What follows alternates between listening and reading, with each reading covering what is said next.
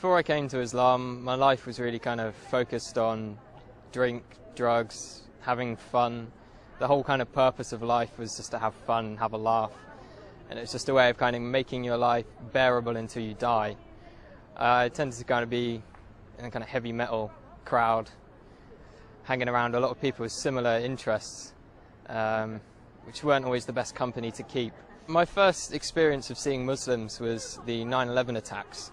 I remember I was quite young at the time and I wasn't completely aware of what was going on. In fact, I ran to one of my friends after seeing the news report and I told him that the tourists had declared war on America because I'd never heard of terrorists before. As the war was unfolding and I was seeing more and more about the war in Afghanistan, I started understanding that these people were Muslims and that the Muslims were doing these horrible atrocities across the world. So from that kind of media bombardment, I started getting a strong hatred for Muslims. So much, in fact, I tried to join the army 3 times with the goal of wanting to go over there and kill as many of these people as I could, to do my bit for the country and to make it a bit safer for my family. I thought they were kind of the big evil of the world. I started hearing a bit more about Islam. It was the last time I was applying for the army. I came across this radio station. It was at a time when I was listening to conspiracy theory radio and things like this. And it was a radio station from the American government called Terror Talk.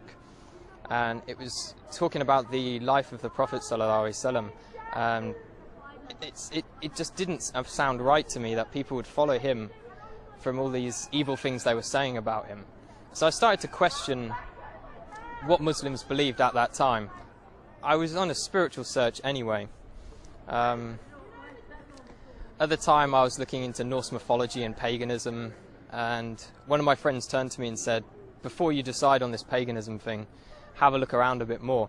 So I came across kind of Muslims on the internet. I think one of the first people I saw on the internet was Baba Ali. He broke the stereotype of Muslims for me. I was surprised that there was this guy who was funny and he was very laid back.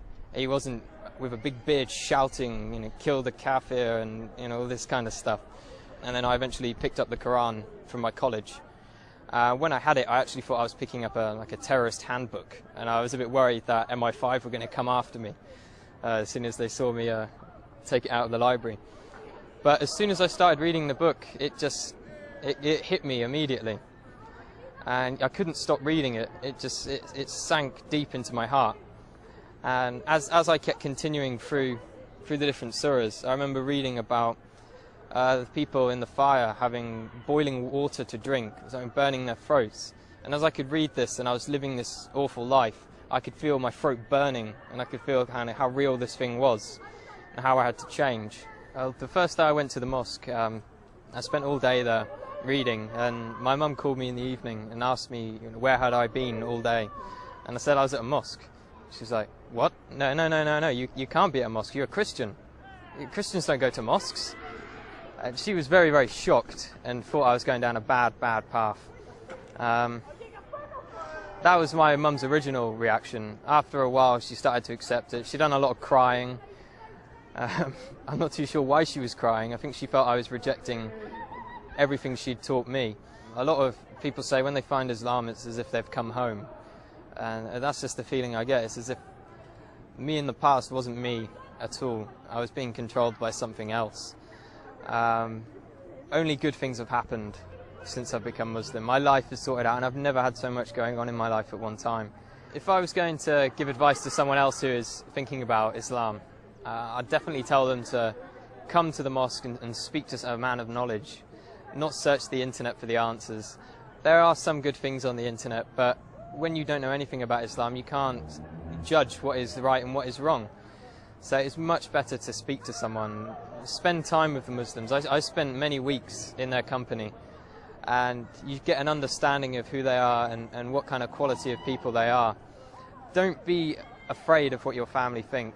I've had many people, and myself as well, was worried about what my parents would think. And at the end of the day, Islam is for you, it's for you. You can just hope the best for your parents will come afterwards. أعوذ بالله من الشيطان الرجيم. بسم الله الرحمن الرحيم. قل آمنا بالله وما أنزل علينا وما أنزل على إبراهيم وإسماعيل وإسحاق ويعقوب والأسباط وما أوتي موسى وعيسى والنبيون من ربهم لا نفرق بين أحد منهم ونحن له مسلمون. ومن يبتغ غير الإسلام دينا فلن يقبل منه وهو في الآخرة من الخاسرين.